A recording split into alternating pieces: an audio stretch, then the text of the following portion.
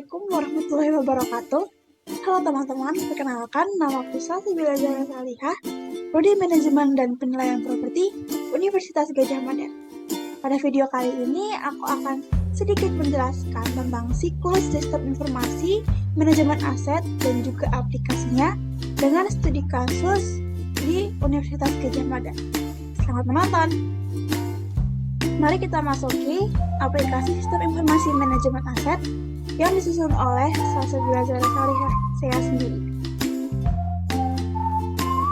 Table of contents hari ini yang akan dipresentasikan adalah yang pertama adalah latar belakang, yang kedua peran sistem informasi, dan yang ketiga adalah aplikasi sistem informasi. Mulai dari bab yang pertama, yaitu latar belakang.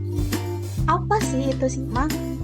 Sistem Informasi Manajemen Aset atau SIMA merupakan sistem yang dibangun untuk memberikan kemudahan kepada pengguna dalam mengelola harta, kekayaan, dan modal dari sebuah entitas secara update, akurat, dan juga terintegrasi. Menurut PSA ke-16, aset tetap merupakan aset yang berwujud yang memiliki untuk digunakan dalam produksi atau penyediaan barang atau jasa, untuk direntalkan kepada pihak lain atau untuk tujuan administratif, dan diperkirakan untuk digunakan selama lebih dari satu periode. Namun, aset tetap memiliki masa manfaat di mana masa tersebut dapat habis dan aset tersebut harus diganti atau diperbaiki. Oleh karena itu, penataan usaha tentang aset tetap penting dilakukan untuk mendorong pemerintah maupun instansi dalam menjalankan tugasnya. Ketika terdapat aset dengan kondisi buruk, maka pemerintah atau instansi dapat mengambil keputusan untuk mengganti aset tersebut dengan yang baru atau memperbaikinya. Pada studi kasus ini, saya memilih Universitas Gadjah Mada, yang mana merupakan PTNBH atau Perguruan Negeri Tinggi Negeri Berbadan Hukum, dikutip dari Kagama edisi Mei 2001 pada tanggal 26 Desember 2001, SARS UGM berubah menjadi Badan Hukum Milik Negara. Slide yang selanjutnya yaitu ini tentang ringkasan tentang siklus pengelolaan aset pada suatu badan usaha milik negara. Yang pertama ada perencanaan, yang kedua ada penganggaran, yang ketiga pengadaan, yang keempat penggunaan, keempat pemanfaatan, yang kelima penilaian. Selanjutnya ada pengamanan. Pengamanan di sini terdapat 3 hal yang harus diperhatikan, yaitu fisik, administrasi, hukum, dan juga pemeliharaan. Selanjutnya terdapat pemeliharaan, selanjutnya penatausahaan, pemindahantanganan, pemusnahan, dan juga penghapusan. Nah, semua siklus pengelolaan ini harus berdasarkan pada asas-asas yang berlaku. Asas yang berlaku yaitu asas fungsional, kepastian hukum, transparansi dan keterbukaan, efisiensi, akuntabilitas, dan juga kepastian nilai. Nah, oleh karena itu, pada setiap siklus pengelolaan barang milik negara terdapat alat bantu yang memudahkan pekerjaan di setiap siklusnya. Video kali ini akan membahas tentang alat bantu dari setiap siklus pengelolaan barang dan juga mereview kekurangan dan kelebihannya. Di bab yang kedua yaitu tentang peran sistem informasi. Sebelum kita memasuki inti dari video, kita akan membahas terlebih dahulu tentang peran sistem informasi dalam pengelolaan aset. Nah, pengelolaan aset dengan benar akan mendorong aparatur pemerintah maupun entitas menjalankan tugasnya dan fungsinya secara optimal. Pengelolaan aset yang baik dan transparan akan memaksimalkan juga fungsi instansi sebagai pemberi layanan kepada masyarakat. Oleh karena itu, diperlukan dukungan penuh agar penyelenggaraan pemerintah maupun entitas dapat mengelola aset secara transparan, efisien, dan akuntabel. Nah, peran SIMA juga sebagai untuk dasar pengambilan keputusan untuk pengelolaan aset, sehingga kualitas layanan kepada masyarakat dan juga pegawai dapat ditingkatkan. Hal ini menurut Hidayati tahun 2016. Selanjutnya kita akan langsung menuju bab atau video inti. Pembahasan inti di sini tentang aplikasi sistem informasi. Apa aja sih dari siklus informasi ini yang terdapat aplikasinya? Siklus yang pertama yaitu tentang perencanaan dan juga penganggaran. Nah, untuk perencanaan dan penganggaran ini menggunakan web bernama SIMA.WK. Seperti pada umumnya, web ini akan direncanakan dengan mengadakan perencanaan dimulai dari unit terkecil, sementara untuk batas harga dari setiap unit ditetapkan oleh universitas. Setelah itu, barang tersebut akan diseleksi di tahap selanjutnya. Selanjutnya ada pengadaan. Nah, setelah membuat perencanaan dan penganggaran, maka data tersebut akan diseleksi dan akan berlanjut ke siklus selanjutnya, yaitu pengadaan.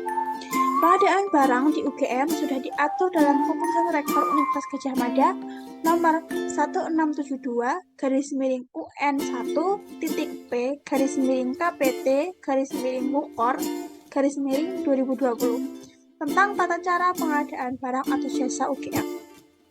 Di UGM terdapat dua pelaksanaan pengadaan, yaitu e-purchasing, barang non-konsumsi, dan e-assignment, pekerjaan konstruksi jasa lainnya atau jasa konsultasi. Dua pelaksanaan ini dapat dilakukan apabila terdapat penawaran paling sedikit dua penyedia pada setiap item pekerjaan dalam paket pengadaan. Kita berlanjut ke slide yang selanjutnya. Siklus yang selanjutnya yaitu penggunaan dan juga pengamanan. Nah, penggunaan dan pengamanan aset di Universitas Gadjah Mada menggunakan aplikasi yang disebut dengan SIMASET. Pada aplikasi ini terdapat menu untuk menentukan ruangan aset sehingga penggunaannya tepat guna dan juga aman. Siklus yang selanjutnya yaitu pemanfaatan. Pemanfaatan aset yang bisa saja dilakukan untuk yang ada di dalam entitas dan juga dengan yang di luar entitas dengan cara sewa. Pemanfaatan di UGM sendiri menggunakan web bernama Lantera yang saat ini sedang dikembangkan agar menjadi satu saja dengan SIMASET.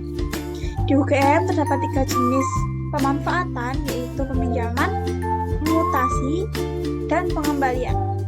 Mutasi yang dimaksud di sini bukan mutasi pemindahan ke selain entitas, tapi yang dimaksud di sini adalah pemindahan barang dari satu ruangan ke ruangan lain, jadi bukan mutasi ke entitas lain. Selanjutnya ada siklus mengenai penilaian revaluasi. Nah, pada penilaian untuk mencatat kekayaan entitas di UGM masih menggunakan jasa penilai publik yang tersedia di Yogyakarta. Sehingga untuk menilai kembali kekayaan aset di UGM harus menggunakan surat tugas yang ditugaskan kepada kantor jasa penilai publik. Pada saat ini, UGM sudah menjadi PTNBH, yaitu Perguruan Tinggi Negeri Berbadan Hukum, yang mana sedang dikembangkan aplikasi dan peraturan sendiri untuk mengatur penilaian revaluasi. Selanjutnya, terdapat pemeliharaan atau pengelolaan aset. Pemeliharaan barang di UGM menggunakan SIMASET dengan pilihan menu pemeliharaan barang, lalu ke pengendalian barang. Di menu tersebut dapat menambahkan kondisi barang yang akan dipantau sehingga pemeliharaan terjaga. Selain pengendalian barang, dalam SIMASET juga terdapat menu perbaikan barang. Slide yang selanjutnya terdapat penata usahaan. Siklus yang selanjutnya adalah penata usahaan aset di UGM menggunakan SIMASET juga, yang mana mulai dari pencatatan sampai dengan laporan. Output dari laporan ini adalah Microsoft Excel. Dan yang terakhir di sini terdapat penghapusan, pemindah tanganan, dan juga pemusnahan.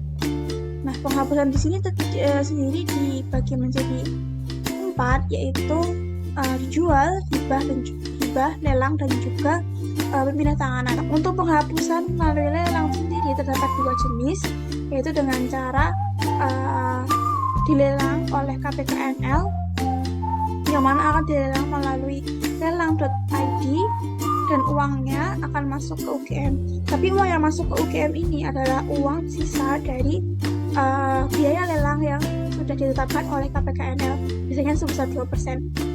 Selanjutnya, jenis yang kedua yaitu tentang lelang penjualan langsung oleh UGM langsung. Jadi penjualan langsung ini dilakukan ketika penjualan oleh KPKNL sudah 2 kali dan tidak ada peminat, yang mana alasannya dikarenakan nilai limit yang terlalu tinggi atau bisa juga karena alasan keterbatasan waktu.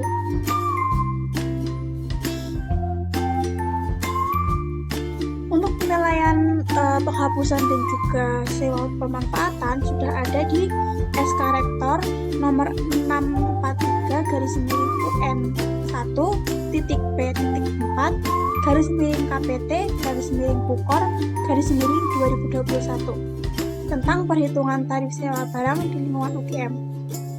Nah, melihat paparan yang sudah disampaikan tadi, kita dapat simpulkan dan juga memberikan saran bahwa kelebihan dari aplikasi-aplikasi yang digunakan di UGM sudah tersistem dan terorganisir dengan baik. Namun kekurangannya itu terlalu banyak aplikasi yang digunakan sehingga pegawai harus membuka banyak web ketika sedang melakukan pengelolaan barang. Nah, saran yang bisa saya berikan, ada baiknya apabila pengelolaan barang yang ada di UGM jadikan satu aplikasi saja sehingga tidak menyulitkan pegawai. Oke teman-teman, terima kasih.